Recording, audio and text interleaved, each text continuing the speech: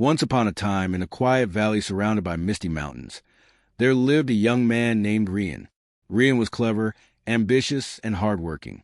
He had many dreams, always chasing new ideas and setting big goals. But he often found himself starting with excitement, then drifting away, distracted by new thoughts or overwhelmed by doubts. Another habit kept his goals unfinished. Whenever he faced difficulty, he moved on to something new. His friends and family admired his ideas and talent, but often whispered he never sticks with anything.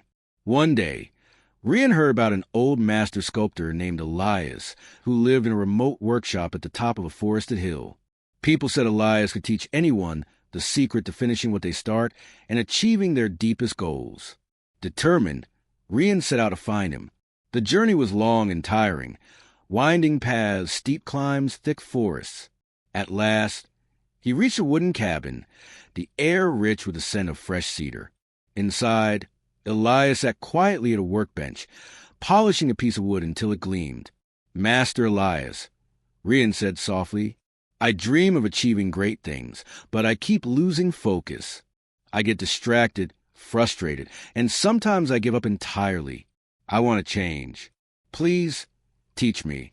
How can I stay committed, aligned, and see my goals through to the end?" Elias looked at him for a long moment, then pointed toward a rough block of marble in the corner. Beside it was a small, delicate sculpture of a bird. "Would you like to learn sculpting as your first lesson toward change?" Elias asked. "Yes, I would love to," Rian replied. "Then you will sculpt." Elias said, "Your goal is to shape the stone into a bird like the one you see here. I will not tell you how long it should take, but you must not abandon it for something else or walk away when it becomes difficult. Begin now." Rian picked up the chisel and hammer, brimming with determination. At first, he worked with excitement, eager to see results. But soon frustration set in. The marble was hard, unyielding. Chips flew unevenly. The bird's shape refused to appear. His arms ached. His mind wanted other things he could do to learn change, maybe something easier. The day passed with little progress. The next day, Rian returned his bird for a while, then switched again to something else. Each time the work got difficult.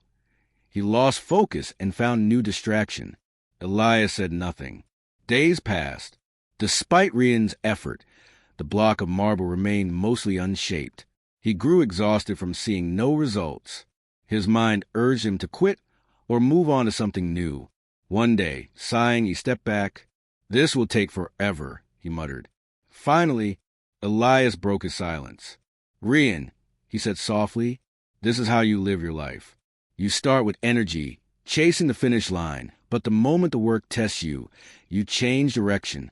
You think you're seeking an easier path, but in truth, you're starting over again and again, never arriving anywhere. Your eyes are on the finished bird, but your mind is everywhere else. You are fighting the marble instead of working with it. When your mind is divided, your goal feels impossible. Each strike of the chisel should be your whole world in that moment. If you think only of being done or how hard it is, you will never get there." Rian felt a quiet shame. "So what should I do?" he asked. Elias placed the chisel back in his hand. "Stay, not just with your body, but with your mind. See the goal, see the next strike, and nothing else. If you can give yourself completely to this stone without running, you will learn what it takes to finish anything you begin." Rian closed his eyes, took a deep breath, and began again. This time, he worked differently. He felt the coolness of the marble, listened to the rhythm of his hammer, studied each tiny curve before moving on. He stopped thinking about the finished bird or comparing his progress to the master's. He simply became present with the stone, giving each strike his full attention. The hours flowed without him noticing. His movements became steady, almost rhythmic. Slowly, the bird emerged, a curve here, a wing there, a beak taking shape. Weeks later, Rian set down his tools and saw it, his first finished sculpture. Imperfect but whole. Elias smiled. "You see, Rian, it wasn't a stone that was unyielding. It was your mind. When we become one with the work welcomes us. The goal no longer feels distant. It becomes a natural result of each moment lived with full presence. From that day forward, Rian carried the lesson in his heart. Success isn't about pushing harder toward the finish line. It's about standing firmly with your goal, aligning your mind and action so completely with the process that the finish line appears without you chasing it.